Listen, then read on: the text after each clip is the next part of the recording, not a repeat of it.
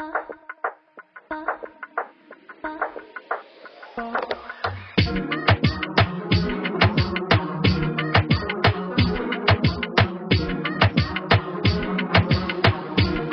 to another episode of Emotional Nightmares. My name is Tyler. I am your host. Again, we are doing another episode here at 831 Club Drop-In Center down here in Butler.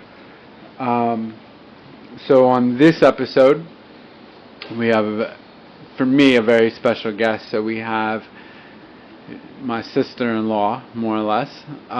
We have Nikki with us, and she is going to share with us her story. This episode might be a little bit different, so I'll just say that now. So with that, Nikki, go ahead and introduce yourself. Hi, I'm Nikki, as you said. A little bit nervous, I can't even lie, so just bear with me, I guess. Basically just supposed to treat this like a lead, right? Experience, strength, and hope. It's your story. Okay. Well, I'm originally from Beaver County. Grew up in a middle-class family, I would say.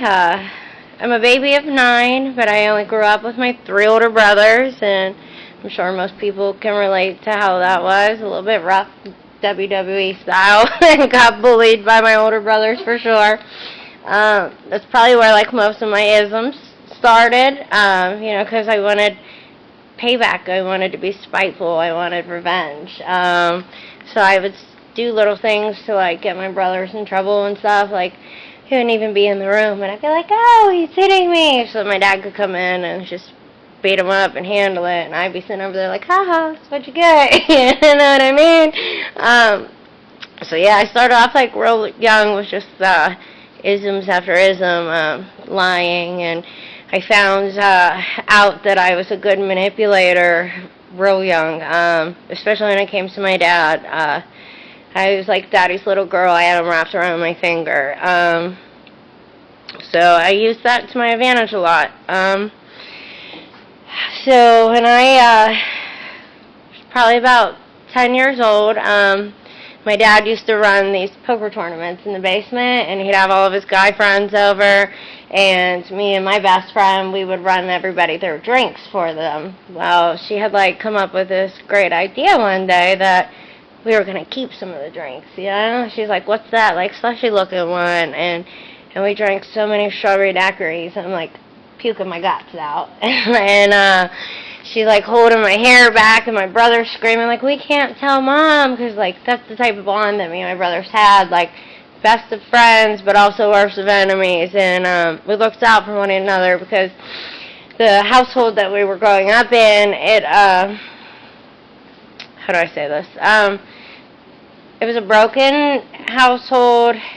Okay, so it was a blended family with 2 broken people doing the best that they knew how to. They're both functioning alcoholics that never found their way to the rooms or to a program or anything like that to get the help, but they did do the best that they could for us. So yeah, we looked out for each other because sometimes it was rough, There was a lot of yelling and fighting, mentally and physically, and yeah, sometimes my brothers were like my superheroes. But yeah, that same best friend, she and I were like thick as thieves, you couldn't see one without the other. And like a year after being introduced to alcohol, we were having a sleepover at her house, and I probably should have gave a little pre-disclosure that like my story has a lot of trauma, both physically, mentally, sexually. So if that triggers anybody, I apologize. I'm just sharing my experience and letting somebody else know that they're not alone or not the only one who's ever experienced it. But yeah, back to my story. When I was 11, though, we were having a sleepover at her house, and her stepdad just so happened to get lost on the way to the bathroom. And I'm sure you guys know how that works out. And he paid us all in cocaine to stay quiet, to not say anything.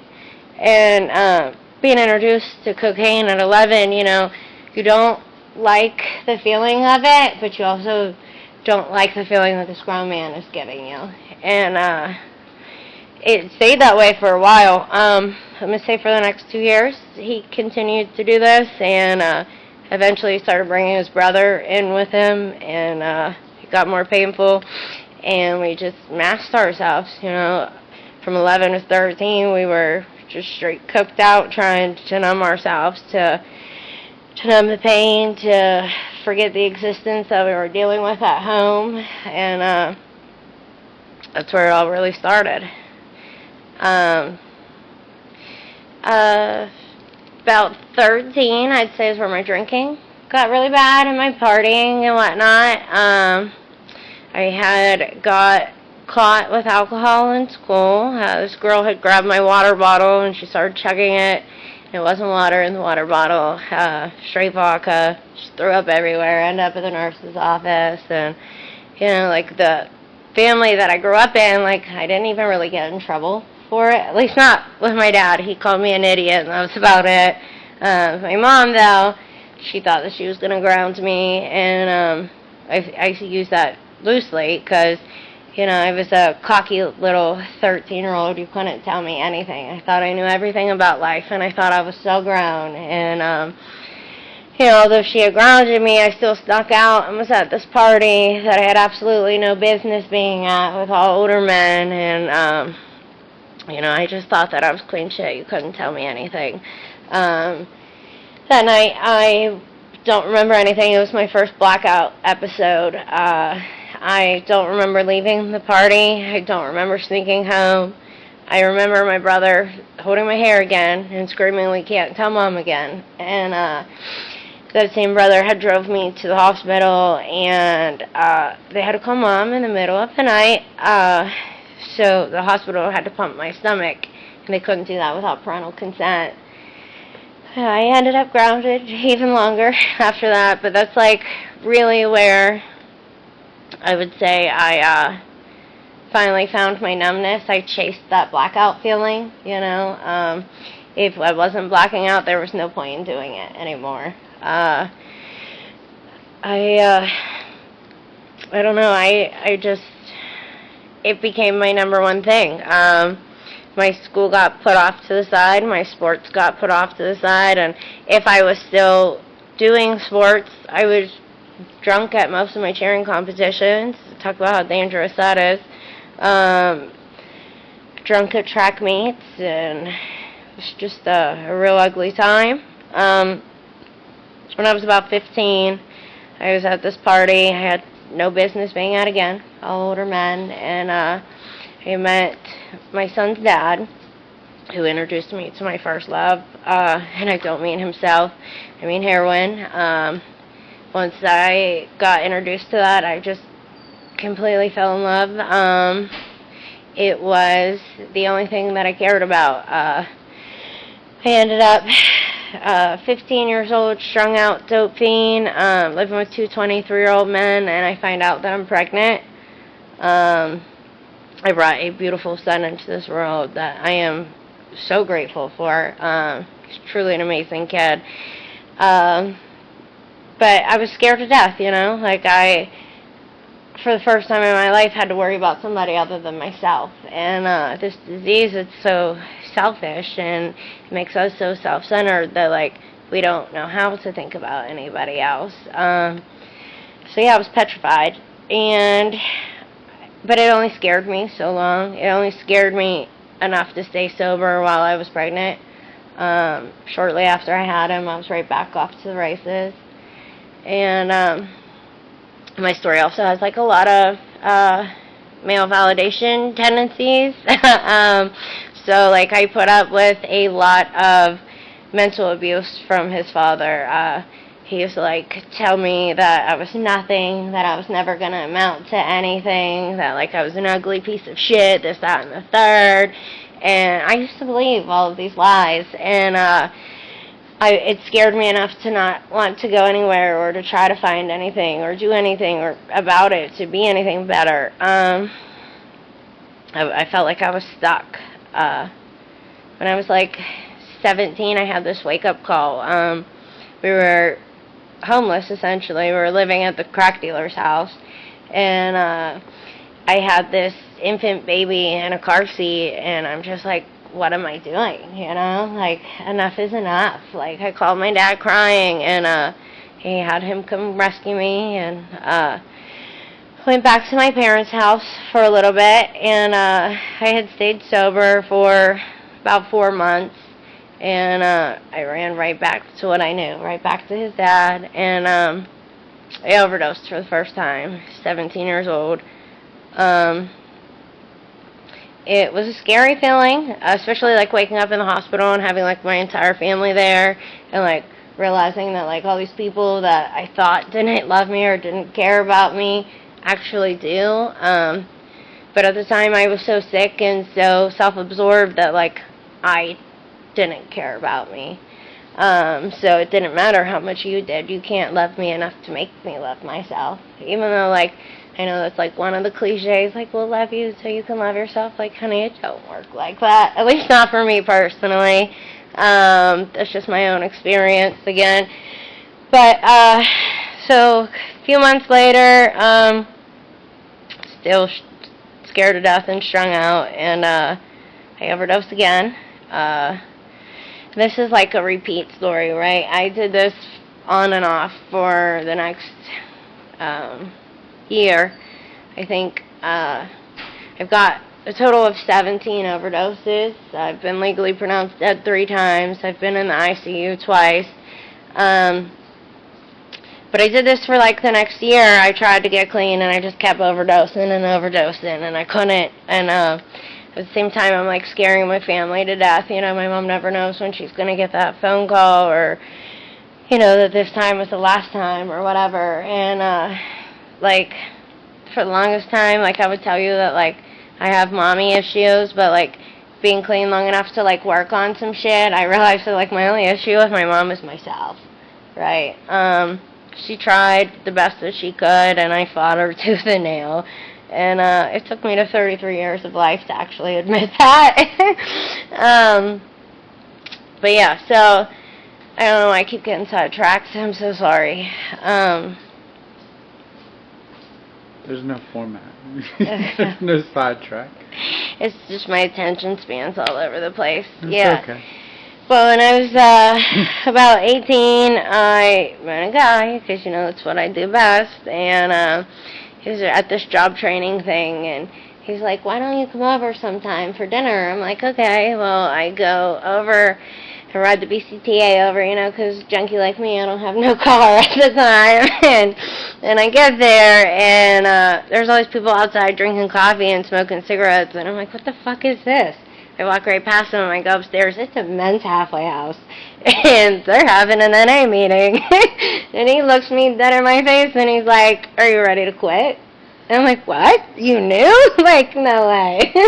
I thought that I was getting away with it, because, like, that's what we think. We think that we're, like, deceiving people, or we think that, like, we look healthy when we really don't, you know what I mean? I think that my long sleeves is going to cover up my track marks, you know, the stupid things that we do to try to hide it. And I'm glad that he did, though, because there was a lady there that hugged me, and she's still clean and still a big part of my recovery, thank God. She hugged me, and she just held me, and I, for some reason, started to cry. Like, it was like a healing hug, something that I hadn't felt in so long, you know. And she was like, give yourself a break, honey. And I did. I had lasted about 2 years, thanks to the NA program, and but I wasn't listening. I was just abstinent. I didn't actually thoroughly work the steps. I wasn't giving back. Nothing that they suggest, you know what I mean?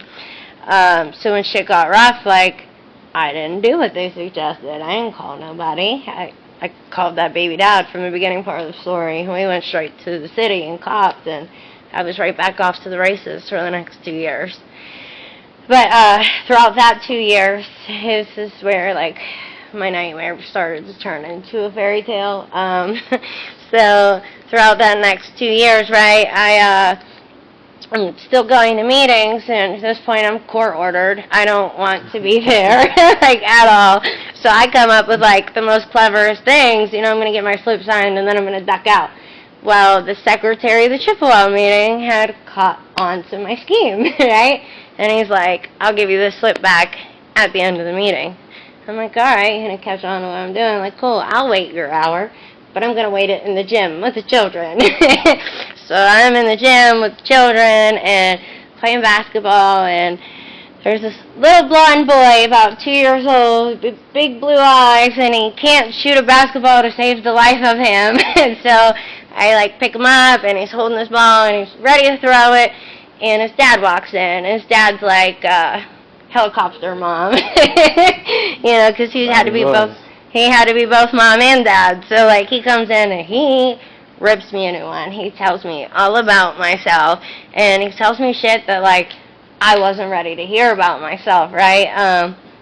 He calls me can't get right.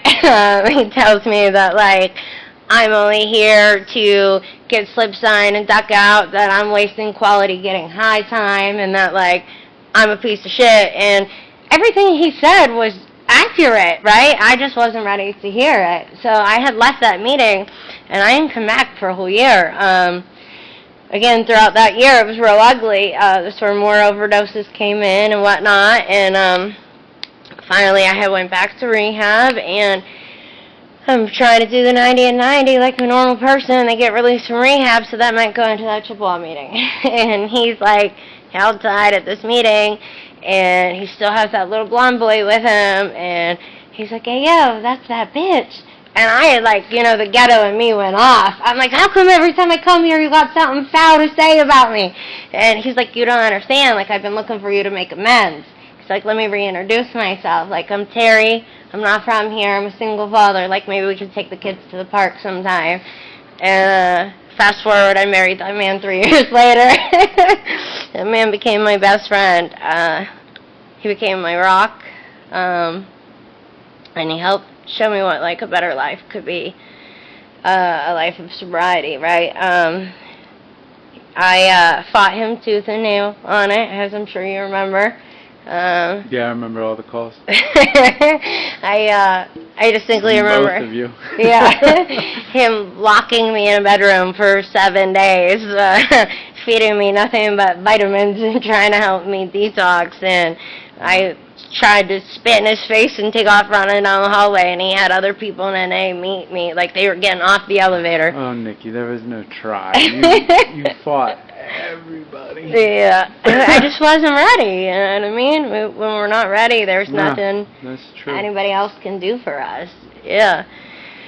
So, but something works. I had overdosed for that 17th time. I woke up in the ICU 2 days later, and I called my mom crying, and she's like, you need to call Terry. And I'm like, I'm not calling Terry. He's going to leave me. Like, why would I call Terry?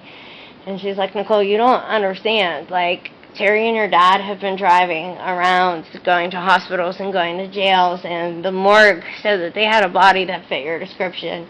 And your dad said that he couldn't go in there and look his baby girl on a metal slab, so, like, Terry went in to identify this body, and thank God that it wasn't yours.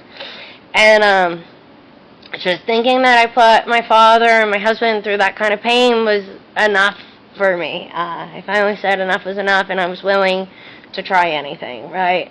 So I did what I knew worked for him and countless of others, and I got involved in NA, and I got a sponsor and a home group, and, started giving back and everything that they recommend for the first time in my life. And through that, I got all the rewards, right? We got the marriage, and we got the house and the kids and everything, and that little blonde boy, him and my son are brothers, you know what I mean? And we had our daughters together, and if you ask me today, I owe all that to the program of NA, honestly, I really do. Because without it, Terry wouldn't have been his self, and I wouldn't have been mine, you know what I mean? We're complete different people when we're on drugs and alcohol. And we literally had a fairy tale love story, and people were jealous and envious of it, a lot of people. But, at one point, that love story turned into a nightmare. Terry had relapsed, and I wasn't far behind him, right? But I was so codependent. I had basically built my whole recovery around him, because I wanted what he had. He had already had 3 years clean before I got a single day clean. I basically made him my higher power. So whenever my higher power fell off this pedestal that I had put him on, I felt like I was left with nobody or with nothing. And I wasn't willing to go to these rooms or to look our friends in the face and say that I let him down, right? What do I look like coming here without you? Like, no, we do this together. We're a team, So I quit reaching out, and I quit answering phone calls, and I quit going to meetings, and I used all my rewards as an excuse to not go to those meetings and stuff. I'm busy because got all the kids in football, and we got this career because our careers had taken off. We were running businesses, and we were constantly busy, and so people believed my justifying it, you know what I mean? And it made it a lot easier, right, than telling them the truth and admitting that my family was struggling. So that lasted for a few months, and then I gave birth to our youngest daughter. In about 4 months after I gave birth to her, I couldn't beat him, so I just joined him. I caved, and once I started drinking with him, it was a wrap. It was a nightmare. I was just telling my stepson at dinner tonight that, I'm a woman who can take accountability for her own actions. So, I'm not going to sit up here and tell you that, I was abused and I'm a domestic violence survivor. No, I'm just as guilty. I was the abuser just as much. I not only was a willing participant, but I became the abuser as well. I was telling him there was this night that I, flying ninja kicked him off the bed right through the bedroom closet. And because you give me a little bit of alcohol, right? I'm only 5'2", but I think I'm fucking God, right? I'm gonna fight this 280-pound man, and I'm gonna win. That's the delusion that I tell myself, right? I just think I'm invincible, right? That false sense of confidence that it gives us, and I chased that for a long time, right?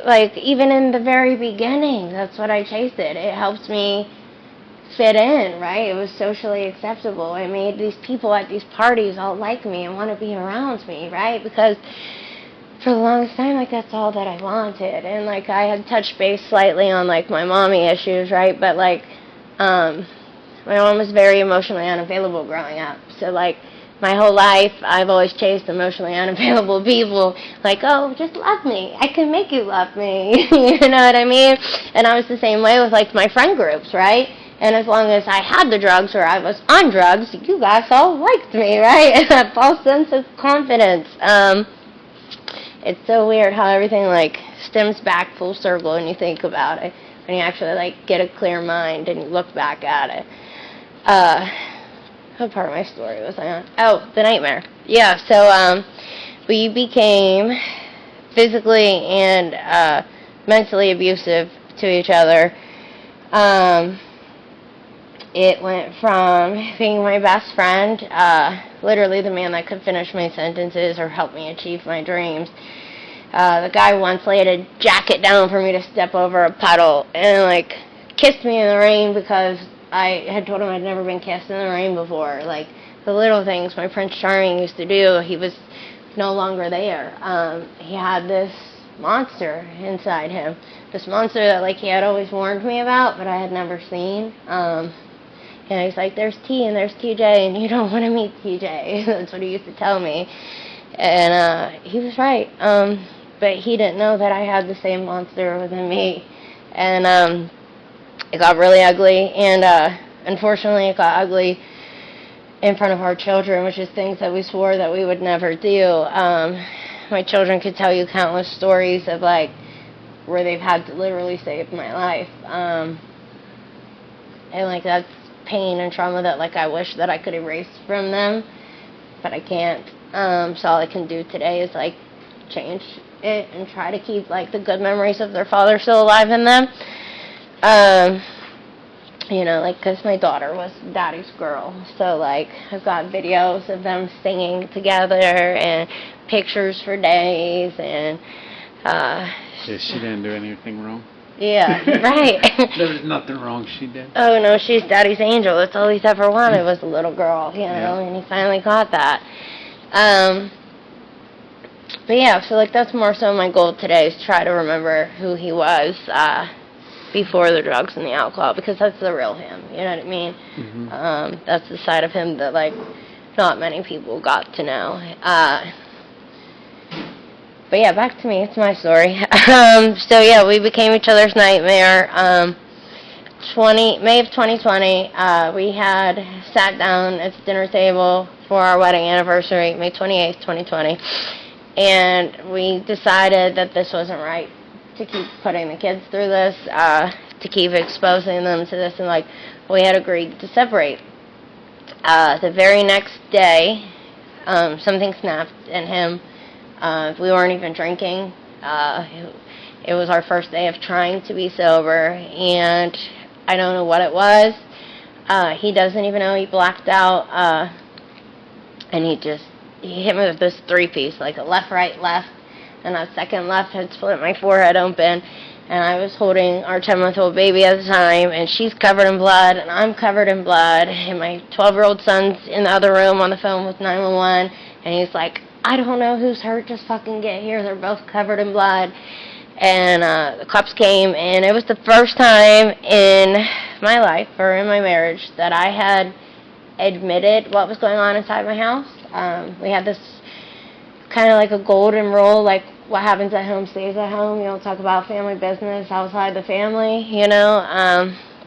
Like I'd cover bruises with makeup, or I'd be like, the baby headbutted me. I remember my boss one time, like, that baby got a big fucking head. I'm like, oh, she does.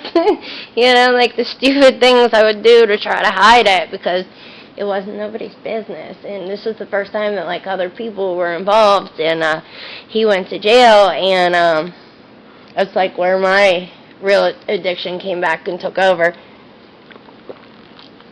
Because when he went to jail, I was left to my own devices, right? I didn't have anybody there to hold me accountable. I now had a house with all the bills and everything that needed paid and 4 kids to take care of all on my own. So, like, I come up with this great scheme where, like, I'm going to cop some coke and we're going to flip it, and that's where I'm going to make my money because that's how I used to make my money, so it just made sense, right? Perfect sense. Right. At least at the time. Well, it didn't take long before somebody was like, why don't you cook that for me? And I did. And he puked everywhere. And a normal person would be like, that's disgusting, clean that up. But we don't think like normal people, you know? I'm like, oh my God, let me try that. You puked, I want to puke, you know? That's like the feeling that we chased, right? And so I was off to the races, right?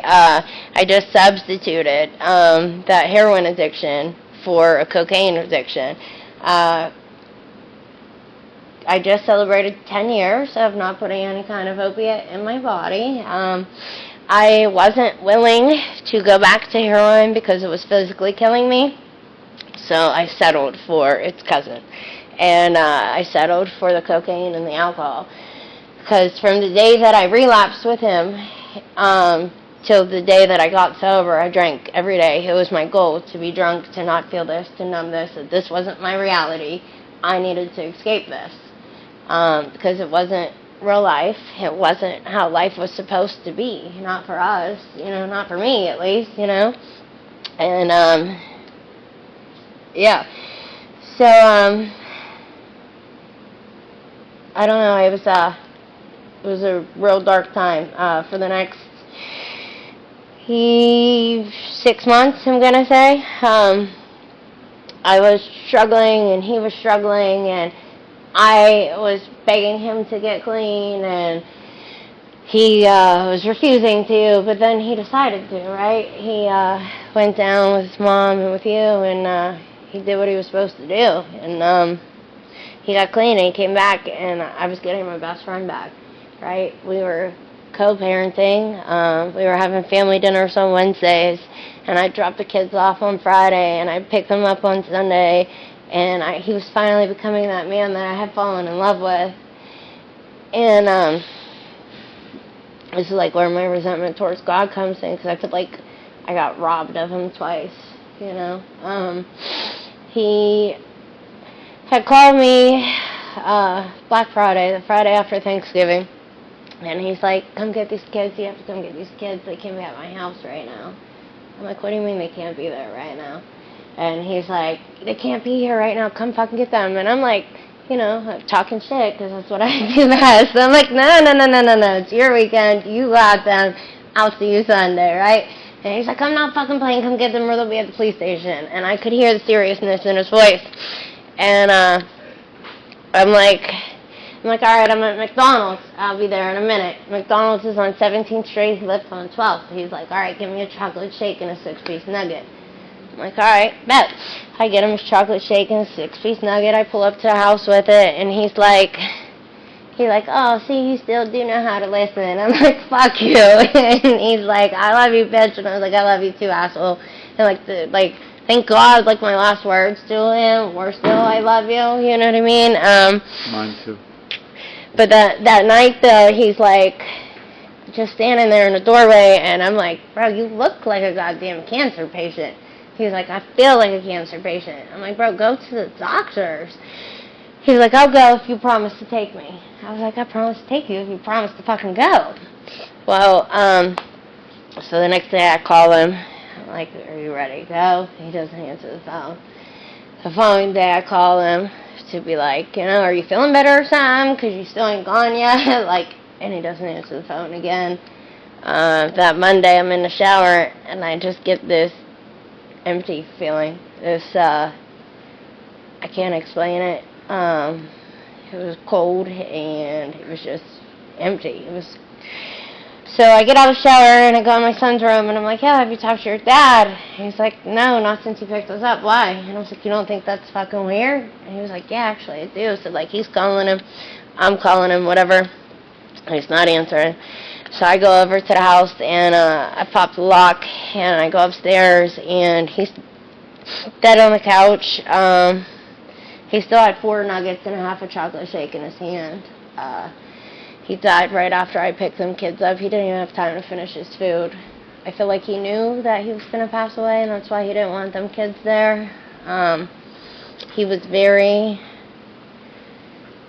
suicidal. Yeah. He had them demons, you know what I mean? I feel like that was his way of doing it without nobody stopping him, if I'm just being honest with my opinion with it now. Yeah, we had a weird phone call too that night. Yeah. But that's where, my addiction really took off. I had been a mom since I was 16, and my focus was always on being a mom. And then I became a wife, and my focus was on being a wife. But, after I lost my husband, I didn't care about anything or anybody or nothing for that matter. I just wanted to numb it. And I didn't care about my children's grief that they were feeling or the fact that they just lost their fucking parent. I was selfish. It was all for me and what the fuck I'm dealing with. Everybody else's feelings and emotions got pushed to the side. For the next year and a half, I was just chasing the next one. It was a sick cycle. It was COVID, so we had all that free money coming and nobody had to work, right? On top of that, I'm pulling 3 felonies by noon and 3 tricks by 3 o'clock so that when the kids get out of school at 3 o'clock, I had enough shit to last me for the rest of the day and the kids wouldn't have to watch me do any of this, right? I thought that I was still functioning as a mom, right? Still going to PTO meetings, but meanwhile I'm smoking crack in the bathroom of the high school during the PTO meeting, thinking that this was fucking normal. So it was a real sick time. Eventually, March of 22, I decided that I was going to go to rehab. I had dropped my kids off with my mom. I'm like, I'm not signing my lease. I packed all my shit and put it in a storage unit. And I did go to rehab. Not for long. Yeah, you know me and my male validation tendencies. I quickly met a rehab romance in there, and my sick brain was like, oh my God, it was meant to be, right? His initials are AA and mine are NA, and we met in rehab. It's a true love story, right? And I took that hostage with me for the next 2 months. I got kicked out of rehab, and I'm hotel hopping, right? Because for the first time in my life, I don't have kids, I don't have bills, I have absolutely no responsibilities. And I was like a young, dumb kid all over again. It was like a false sense of freedom, right? I felt like that I had never had before. It was a quick, dark time, though, in my life. I hadn't called my kids, I hadn't checked on them. It was really being a piece of shit. Something that I've never been and I didn't want to be, right? I'm hotel hopping. I'm doing anything that I can do to get the next one. I ended up homeless because, it's the middle of May. The weather's nice. Like, why pay for a hotel when we could just get more crack, smoke it outside, right? So, we're under the bridge and we're smoking crack and this school bus goes by. And I could hear the kids on the school bus laughing, and I started bawling my eyes out. I threw my pipe. I called my mom crying, and I'm like, I miss my kids. Like, this isn't me. This isn't who I want to be. This isn't who I'm meant to be. I don't know what the fuck I'm doing. Like, please help me. And my mom's like, you can come see your kids, Nicole, but you're not bringing nothing with you. And I'm like, all right. So I did. I went to see my kids, and the next day I went to rehab. And that hostage that I had taken had gone to rehab with me, and I was detoxing from alcohol. So when I had woke up, he was gone, and so was all the money in my wallet that I had taken there with me. And I go to the front desk, and I'm like, oh, where's he at? And they're like, oh, well, da-da-da, came and took him to go to the rehab that she works at. My sponsor had come to take my boyfriend to another rehab facility. Like, it just goes to show that, you need to be careful who you pick and choose, and you know what I mean? Some people aren't always out for your best interest. Right. Or they aren't really working on everything that they say they are, you know what I mean? But yeah, I stayed at that rehab, not for long though. Again, male validations got the best of me, and I got kicked out. Called you crying. I'm coming to live at your house. Thank God you sent me here.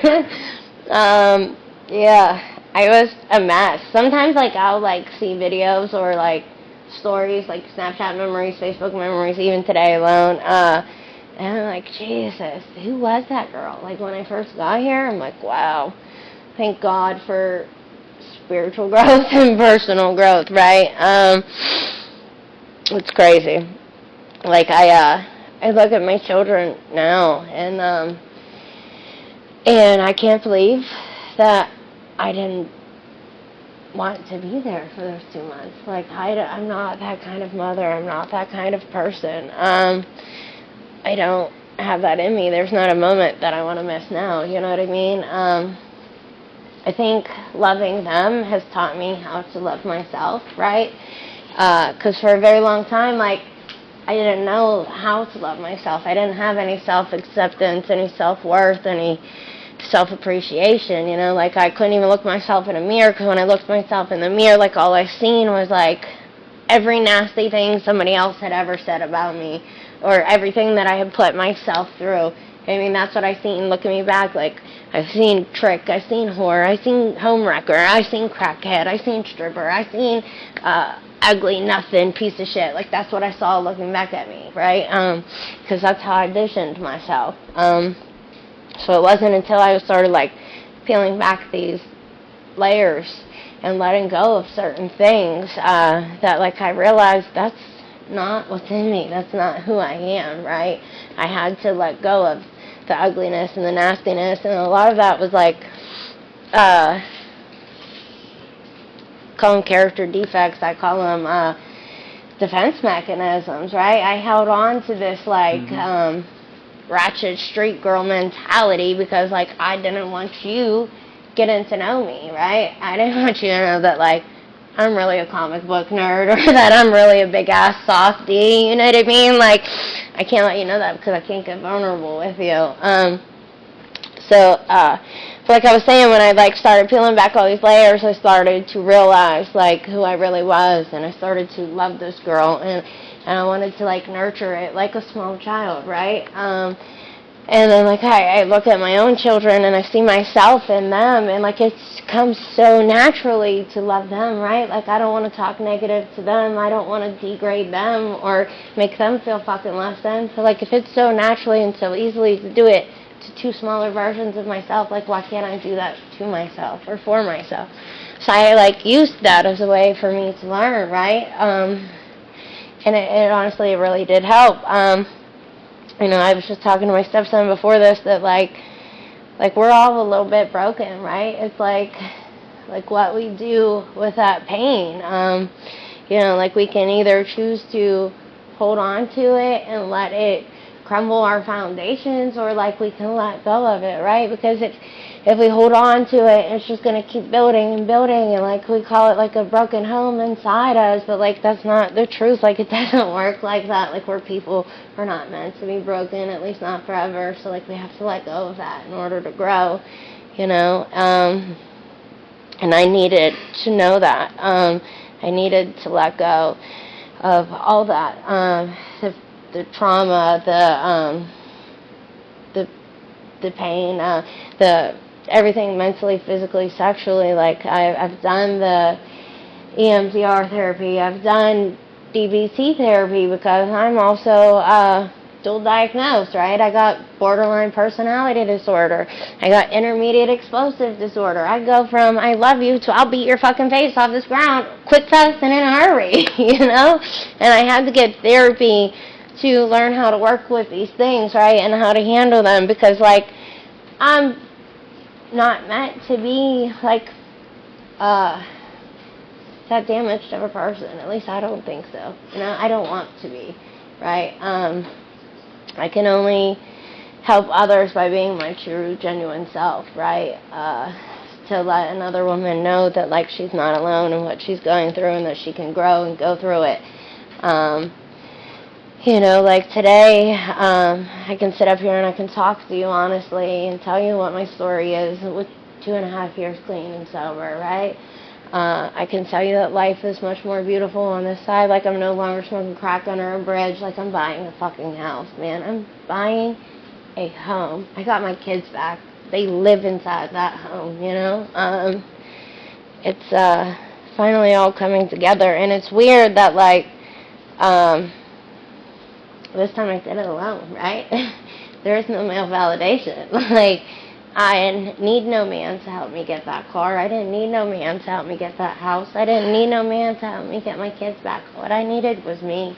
And for the first time in my life, like, I showed up for me. And that's a good fucking feeling, right? I don't know, man. This time is just extremely different for me. The internal peace that I have is so beautiful, and I, like, truly cherish it. I remember, like, the first time I felt serenity, right? I'm, like, sitting at Dunkin' Donuts with my old sponsor and my grand sponsor, and I'm, like, trying to explain it to them. And I'm like, you know, it's like when you go outside and, like, you see the snowflakes, and they're just, like, so white and so fluffy. And they're, like, looking at me, and they're, like, laughing, right? And I'm like, you guys probably think I'm fucking crazy right now. And they're like, no, honey, that's serenity. I'm like, bro, I had 5.5 years clean. I never felt this way. Like, what do you mean? Like, I can't explain it. It's just so different this time around. And, you know, well, maybe... I think this time around, not only have you finally, like, I know, like, with all the long-ass conversations that we've had, like, you have slowly learned to forgive yourself and truly, like, love yourself. Yeah. for the first time in my life. Yeah. It's a crazy feeling. I think a lot of it too was learning to get vulnerable and learning to allow other people to help me, right? Like learning that I can trust you and talk to you and Jamie as well. And I think another thing that like I've struggled with before, and I just want to share this for anybody else that struggles with it, is like the whole God thing, right? I was so turned off towards it. If you mention God, I like shut down. I totally zone out, and I had to have somebody else like dumb it down for me, right? And they're like, like, so what do you believe in? And I'm like, I believe in like good karma, like what you put out is like what you get back, like energy, Mother Nature, the universe, whatever. And she was like, let me tell you what I use. She's like, I use love. And like she broke love down to like lots of volunteered effort. And like that's what this is right here. This is effort. You're not forced to be here. I'm not fucking forced to be here, And that truly did help me, right? So it helps me enough that like I could start praying to something. I didn't know what I was praying to. I don't care to know what it is. I think if I tried to know what it is, I'd try to control it, because I got a bit of a God complex myself, and I'm still working on. But yeah, I feel like I was humble enough this time to realize that there was something greater than me, and it wasn't me. I needed that. I feel like this time around was a very humbling experience to lose everything and everyone and have to redo it all on my own, because I've never had to do it on my own. I always had a man there to help me, and I never gave myself the time to get to know myself. I remember when I first got to the 3-quarter house, I went grocery shopping, and I'm like buying Uncrustables and pizza rolls and dino-shaped nuggets, and like the girl that's with me is looking at me like I'm crazy, and I'm like, what, I'm grocery shopping? She's like, bitch, where are your kids at? I'm like, oh my God. Like, I didn't know what I liked, right? I didn't know who the fuck I was at all, because for the longest time I've just been this mom and this wife, and it was like so weird to have to actually get to know me, and I'm grateful that I did, right? Yeah. I feel like I've rambled on enough here. I mean, I don't really think you rambled on. I think it was very powerful. I don't know. But I greatly appreciate you, man. I'm very, very proud of you. Thank you. I remember the phone calls with drunk Nicole.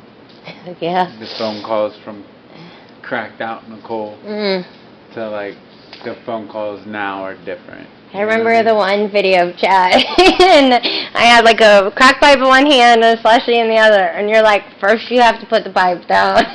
And I'm like, I'll put that down, but this slushie ain't going nowhere. Like, I distinctly remember that phone call. Yeah. And I look back now, like, how embarrassing, right? Like, thank God you were there for me.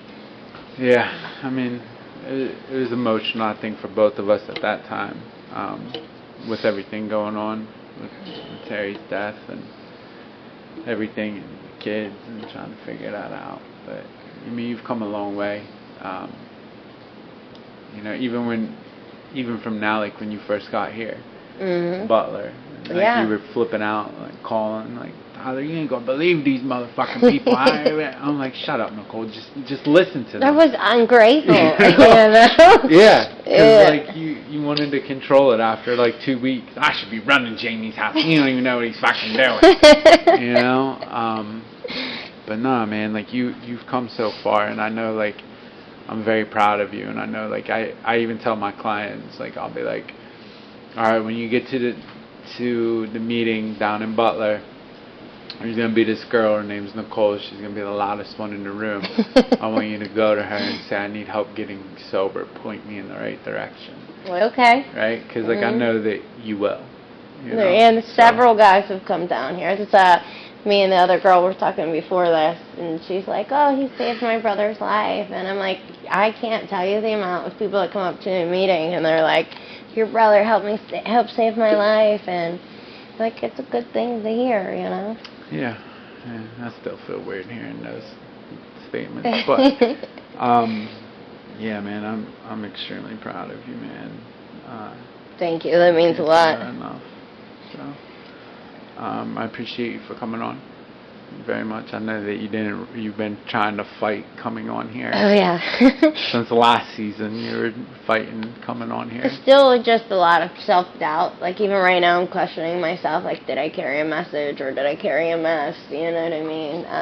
It was probably all shit. Or, like, there's so much of my story that, like, I didn't say, but, like, what wasn't said obviously wasn't meant to be said, you know? Yeah, well, you know, you could say it on another episode.